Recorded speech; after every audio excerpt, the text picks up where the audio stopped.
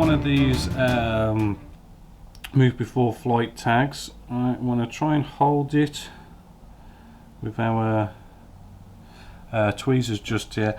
Then with a bit of super glue that I've just got on this little tray just here, we're just going to dip that in just nicely. Right, and then this is the tricky part.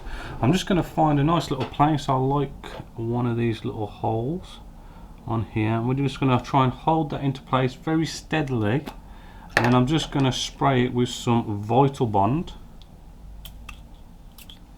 right, and give it a blow.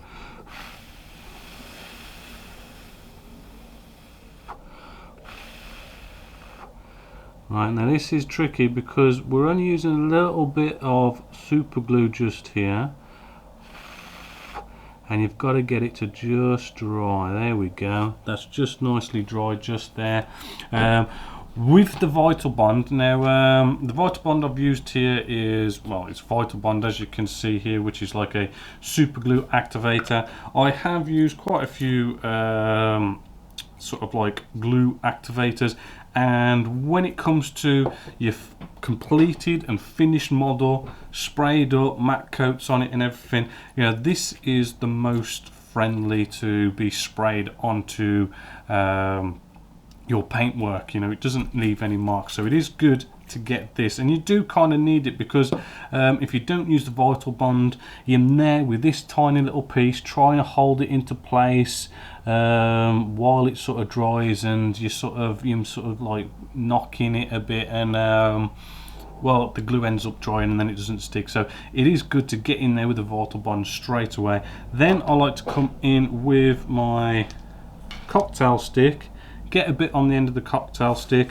and I do like to just come in and put a nice little drop on there as well, and that is just so we can secure that in there a lot better, because these things do come off very easily. No need to use the Vital Bond for that bit, and that should dangle rather nicely, so we can basically now turn this upright. Right, and you probably won't be able to see it, but that is nicely dangling freely from the legs. Now I've just sort of whacked mine here, there and everywhere. We can also, let's try another one here, we can also come in with a drill.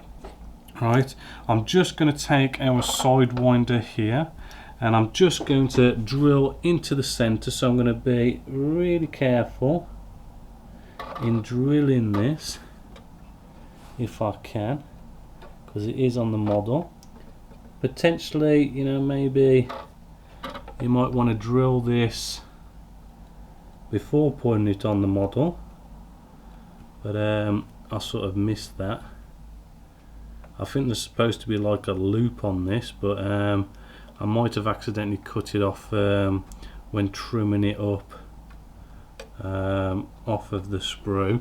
But there you go, there's a nice little hole just in there. We can then take another one of our remove before flight tags just here, and just on the tip, right, we just want to bend it. Right, so I'm just using the end of this, and I just want to put a simple little bend in there, a 90-degree angle. Right, almost there. Right, get that just the way you want it.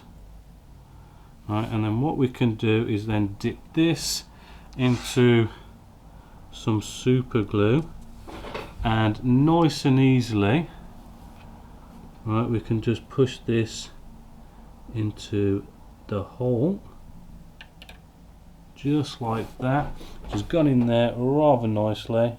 Right, and then you just want to make sure that is going to glue in a sort of a downward force, kind of thinking about gravity coming down on it. You don't want it sort of, you know, pushing out that way or something. And then again, you know, you can come in again with a little bit more super glue, just putting right on the tip just there, just to make sure that is going to stay. The other thing we can do is as well, let's check the other side, is you don't have to go off and put the wire in the remove before flight tags. They can just go on as they are, right? And what we're going to do here is sort of try and follow, sort of like do a guesstimated bend here, and just see, maybe we could do with sort of propping this up a little bit, just so you can see a bit better. Well, then again, probably get you on a camera. There we go. Let's prop that up a little bit, and what we want to do is sort of try and get this onto our fuel tank, right? And I'm just sort of like bending it into a sort of a general sort of get it around about that, right? And then what we're going to do, we're going to come in with a bit of super glue on the end of a cocktail stick, right? Run a nice little sliver of this on the underside of it, turning it around carefully, right? And then we're just going to place this in position, make sure it's lined up, right? Coming with the tweezers, being very careful, right? And we're just going to sort of lay this down, right. And again, this could do with a bit of vital bond just to speed it up maybe, and a blow.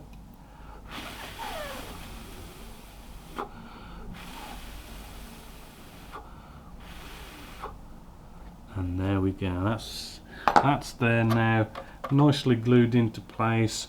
And it's a bit like what I've done this side. As you can see, you know, I've got all sorts of remove before flight tags all over the place, and it just gives it that final little touch. So now this is the end. You know, I've basically, all I've got to do here is whack on a few more, 1 or 2 remove before flight tags, and we are done. So here she is, all nice and finished. As you can see, everything's all together, those nice final finishing touches with our remove before flight tags, and I am really loving it, and it does look good next to my F-14 that I have just over there as well. So let's whack in a final conclusion to bring this video build to a complete end. So let's get out the instructions, and just quickly we're going to run through them. Just to quickly sort of, you know, recap on any kind of fit issues and everything. Now, the cockpit section, we did put a bunch of photo etch in there, but if you remember way back, I did find that the cockpit, the fit wasn't that brilliant. I did find that certain things weren't sort of lining up just that nice as you'd sort of expect for a brand new sort of mold and everything. However, as the build went on, you know, things did kind of go together rather nicely. If you remember, we had our air intakes and exhaust. They did fit nicely, and you know, if you put that bit of effort into there, as I've shown you, and get those seam lines done, they do look rather cool in the end. These air intake bits here is normally a bit of a problem area, but they did fit rather well, and if you take your time and test fit before you do any gluing, you shouldn't have any problems. However, if you don't take your time, I can see how that could be a problem area for you. Moving along, it was nice to have the option of having your engine out if you wanted to. Again, the fit did get better as things went along. Nothing really to note. Yes, I mean, the canopy fits absolutely beautifully to the point where it just falls into place, lines up, levels out perfectly, no need to glue, which is just what you want from a canopy. And yeah, just moving along, we did have the option of, you know, having all this sort of radome stuff going on in the nose section and all this stuff on display. I kind of opted out of that, but you know, it did look, you know, pretty well detailed to really sort of show that off if you wanted to. Bit of scratch building, bit of photo etch, and if you went down that route, that would have looked actually rather nice. You did get some really good weapons with this kit, all the fuel tanks you needed, which was rather good, and they did look rather well detailed. I did go down the route of having Edard's sort of new resin weapons, which they do look rather good. Are they worth it? It's kind of, you know, you're spending that extra money to get that bit of extra detail, but then at the same time, do you know what? They are still only, you know, sidewinders and AIM 120s. I mean, there's only so much detail you can put into them, and although they did look a bit better, the ones you got with the kit, you know, there was nothing wrong with them whatsoever. So you know, it was an extra cost for something that wasn't needed. It's just that little bit of an extra bit of detail. They do look good, but as I say, you know, they didn't need it. Moving along, everything else fitting rather good, and that is the end of the instructions. So with this build, yes, I did have problems trying to find the top camo colour for this, which, if you remember, we did come up with a really nice mixture. I forgot what the mixture was now, but if you go back in the episode, you'll see that I came up with a nice 50-50 mix of some blue and a grey. And now that we've got the matte coat on, because what you've got to remember is the colour it goes down as changes when you put a gloss coat on top. And now that we've finished it, once you put a matte coat on top, you know, the colour variations do change a bit. So the end result is, you know, it looks like a pretty good close match to me. So you know, I know a lot of people are out there, you've had problems trying to find that specific colour, and I know there's so many manufacturers out there, there's so many on here that say their colour is supposed to be this, and it's just like totally in a different direction of what the colour is, and is just totally not a match, but they say it is.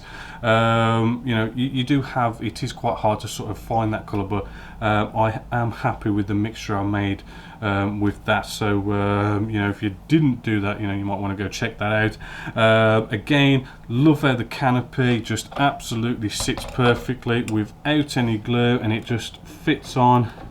You've just got to sort of line it up, which is rather good. So if you ever sort of take it to a show or anywhere like that, hold on, I'm trying to find the hole, there we go.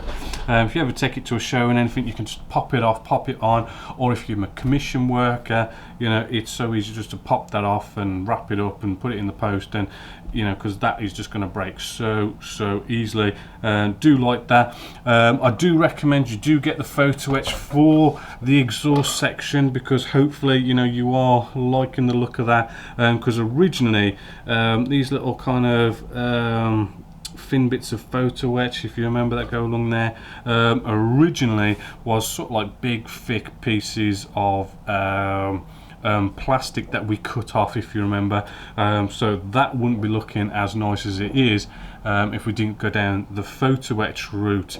So all in all, I mean, I really do like this build. I mean, again, admittedly, the landing gear does seem a bit sort of wobbly than normal. It's I don't know. If I was to do this again, I might be looking at considering going down the route of getting some sort of cast metal landing gear, because it really is a bit wobbly with these plastic landing gear, and I'm just hoping that isn't going to be a problem down the line with like the weight of this on the wheels and stuff, but it seems to be sort of okay at the moment. I'll let you know in the future if that does change. So yeah, I've enjoyed this. Hopefully you've enjoyed this. I know we did sort of really go to town with checking out spraying with this one. We really sort of went from beginning, intermediate, going into advanced stuff. So this video build was really good for those of you who wanted to learn doing your spray work and getting your airbrush and whatnot, because we did cover a hell of a lot of stuff. Weathering wise, a lot of the weathering on this model was airbrushed on. I didn't really kind of go much into doing streaking and all those kind of stuff with sort of pastels or washes or enamel paints or anything. It is all sort of airbrushed on, which I do rather like. It's just a different way of doing things. So yeah, hopefully you've enjoyed that build, hopefully you like it, and hopefully you'll be looking out for the next step by step here at Genesis Models. So until next time, my name is Bobby Waldron, this is Genesis Models, and I hope you've enjoyed this step by step.